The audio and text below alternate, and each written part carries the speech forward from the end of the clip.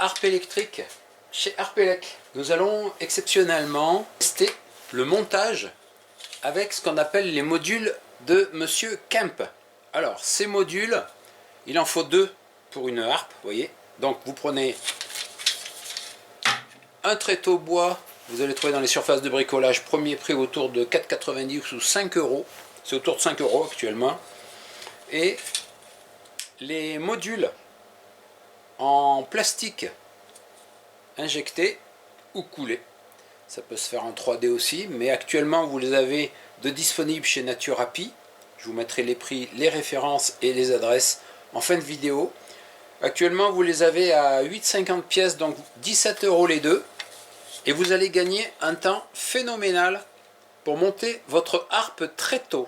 Vous avez une rangée de plots en haut et une en bas. Celle du bas est légèrement plus courte que celle du haut. Ce qui serait bien, c'est que pour les prochaines versions, ils les fassent de la même longueur, un peu plus longue. Vous avez 4 trous de fixation sur chaque module et on va voir exactement les petites modifications qui seront pratiques à faire. Les plots vus de près, vous voyez, ils sont fendus. Et on voit bien là, vu de dessus, qu'il y a une rangée un peu plus longue que l'autre. On va regarder ça en détail. Les petites modifications que je conseille après utilisation. Première chose à faire, une fois que vous avez acheté vos 2 réglettes, ce que je vous conseille de faire, il y en a une que vous allez marquer comme ça, avec un H pour le haut, avec une flèche, et un B pour le bas, et vous mettez 2 flèches dirigées vers le haut. Pour une raison très simple, c'est qu'actuellement, ça peut changer par la suite si le constructeur et le concepteur veulent bien adapter leur module par rapport à cette vidéo.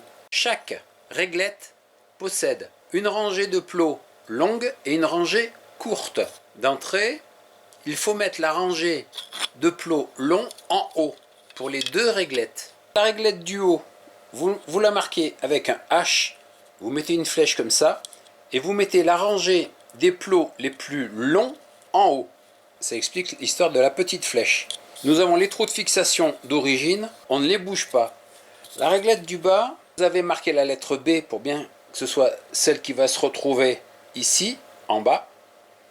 La flèche qui montre le haut, c'est simplement pour que les plots les plus longs soient en haut. Il y aura une importance. Par contre, la réglette du bas, regardez ce que nous avons fait. Le premier qui se trouve à droite, on va le déplacer. On va faire un trou ici, sous ce plot-là, sous le deuxième à partir de la droite. Ce trou-là, on ne va pas s'en servir. Car ici, on va avoir un fil qui va monter verticalement sur la réglette du haut. Et vous voyez que ce fil-là va se retrouver juste au-dessus de la tête de vis qui est ici. Du coup, entre le fil et la tête de vis, on risque d'avoir un espace très fin et on risque d'avoir un amorçage. On a fait des tests, on a des petits éclairs bleus qui se produisent quand le bois est mouillé. Donc nous vous conseillons de ne pas vous servir de ce trou-là, mais de réaliser un trou ici que vous allez fraiser pour accueillir la tête de vis. On se servira de ce trou-là. Celui-ci, on ne s'en servira pas, on pourra même mettre une goutte de colle. Je me déplace. Le deuxième trou à partir de la droite. De la même façon, il va se trouver juste au-dessus d'un petit plot qui lui va voir passer un fil aussi comme ça. Donc on ne va pas s'en servir non plus. On va réaliser un trou ici. Celui-ci on ne s'en servira pas non plus. On se retrouve avec les 2 trous de gauche. Donc symétriquement on va faire exactement la même chose, mais on va les décaler vers le centre. C'est-à-dire que ce trou-là qui va se retrouver au-dessus du petit plot, on ne s'en sert pas. On va faire un trou ici qui servira à fixer la réglette. Ce qui fait que ce fil qui va monter là ne sera pas au-dessus d'une tête de vis. Alors que là, le fil, il va monter directement, vous voyez. Donc, il n'y aura aucun survol de tête de vis. Et enfin, le 4e trou qui se trouve complètement à gauche, de la même façon, celui-ci, on ne s'en sert pas.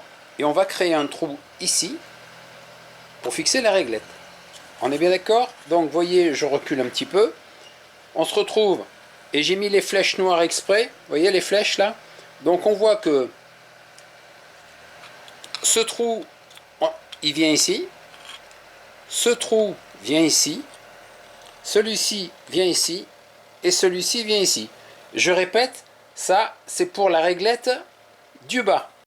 La réglette du haut, les trous, on ne les bouge pas, là-haut, ça convient tout à fait où ils sont, par définition, à la fabrication.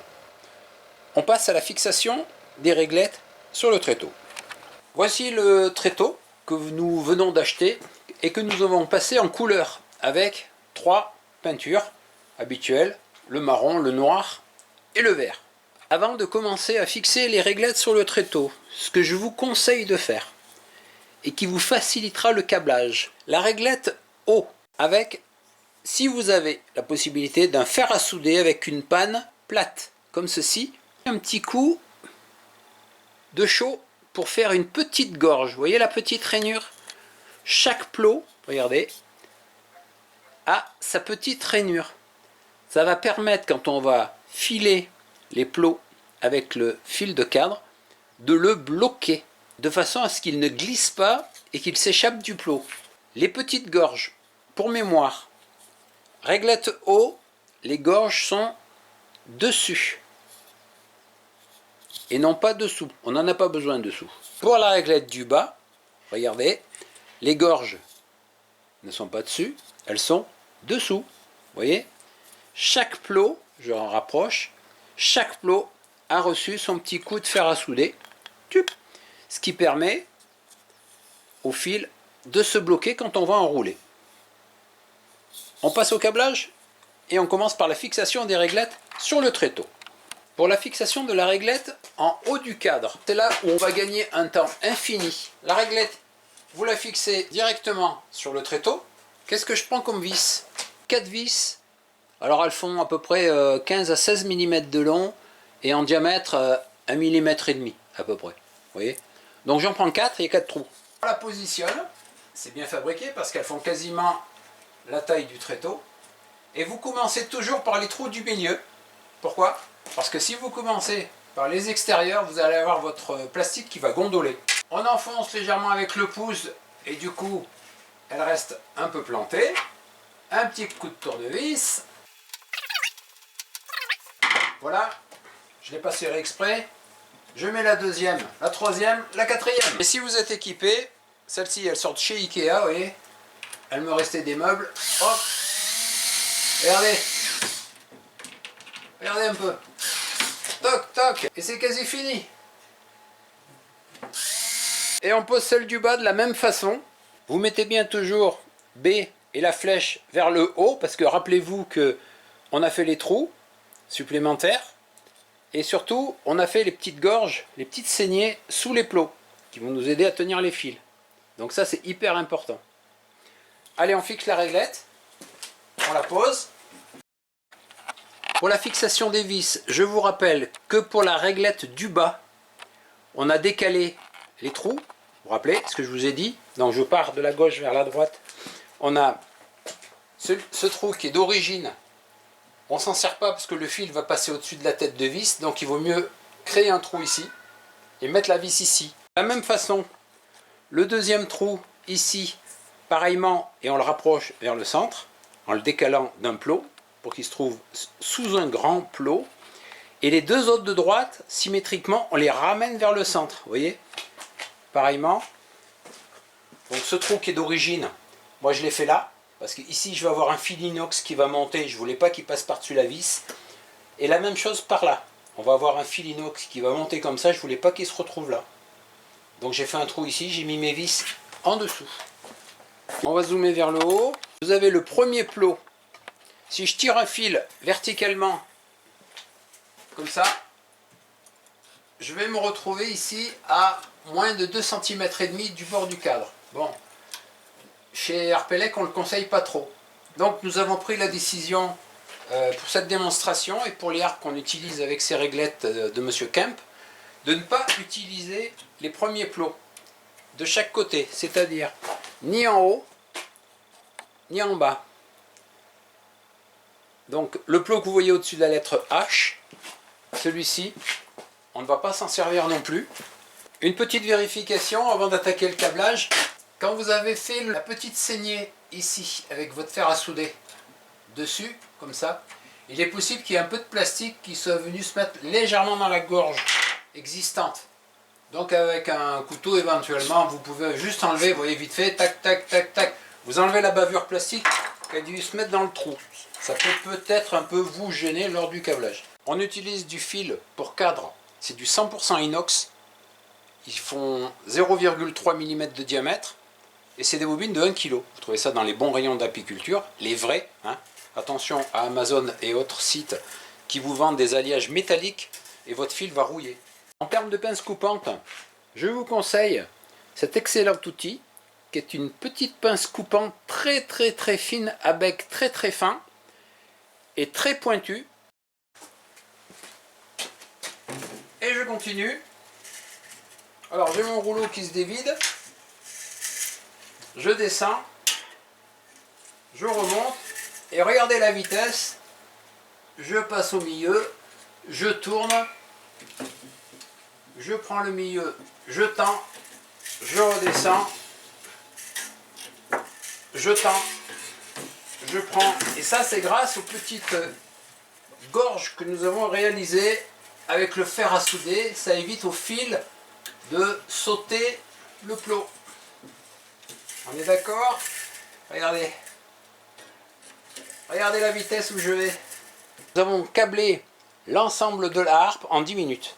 Tournevis ou un clou. Un clou ça marche très bien aussi. Vous le mettez entre les deux fils. Et vous tournez. Vous tournez, vous tournez. Et bien entrelacé. Vous voyez avec le clou? Et plus vous tournez, plus vous tendez les fils. Voilà, je tourne, je tourne, je tourne. Et si c'est pas assez tendu, vous pouvez finir à la roulette zigzag. Pour rappel, les réglettes sont disponibles sur le site Naturapi. Elles sont au prix de 8,50 l'une. Et il vous en faut deux, ça fait 17 €. Nous sommes fin janvier 2026. C'est le prix 2026 en janvier. Ces réglettes ont été inventées par M. Jacques Kemp. Pour mettre sous tension une harpe électrique, Harpelec vous rappelle que vous avez à disposition le boîtier électrique BS. C'est un générateur haute tension. Vous pouvez l'utiliser en l'alimentant avec une batterie ou un panneau solaire ou les deux. Vous voyez qu'il peut accepter de 9 volts à 30 volts. Le boîtier est fourni avec un collier plastique, une sortie haute tension avec des pinces crocodiles et l'alimentation avec un fil rouge et noir. Le noir toujours sur le moins, le rouge toujours sur le plus pour ne pas vous tromper. Étiquetage des câbles, les pinces crocodiles sont à brancher sur les fils 1 et 4 de la harpe. Pour vous fixer votre boîtier Harpelec, vous avez le collier qui va bien pour le cercler sur la harpe. Vous branchez les deux pinces crocodiles, il n'y a pas de polarité. Noir et rouge, c'est juste pour les différencier. Toujours le fil 1 et le fil 4. C'est simplement pour ne pas que, en cas de coup de vent, que les pinces crocodiles viennent se toucher. On a eu quelques retours, car si vous les branchez sur la 1 et la 2 comme ça, le vent arrive à les faire toucher, on a des courts-circuits. Alors, rappelez-vous toujours fil 1 et fil 4. De la même façon, vous avez l'option générateur BSN. Le N voulant toujours dire la nuit. C'est-à-dire que ce boîtier, ce générateur possède une cellule, ici, photo, qui détecte quand il fait jour ou quand il fait nuit. Quand il fait nuit, le boîtier cesse de fonctionner puisque les frelons rentrent au nid. Et quand il fait jour, il se remet en route. Ça vous permet d'économiser la batterie, renforcer la décharge électrique sur vos harpes électriques. Regardez les schémas sur le site internet à la page schéma de branchement. Vous avez à disposition un booster, le Boost BS pour les BS. Si vous voulez la totale, BSN Boost, vous avez aussi la possibilité d'avoir un contrôleur de charge. C'est un appareil magique qui va vous permettre de lisser la tension à la sortie d'un panneau solaire pour alimenter vos générateurs. Et voilà, 4 harpes en 40 minutes.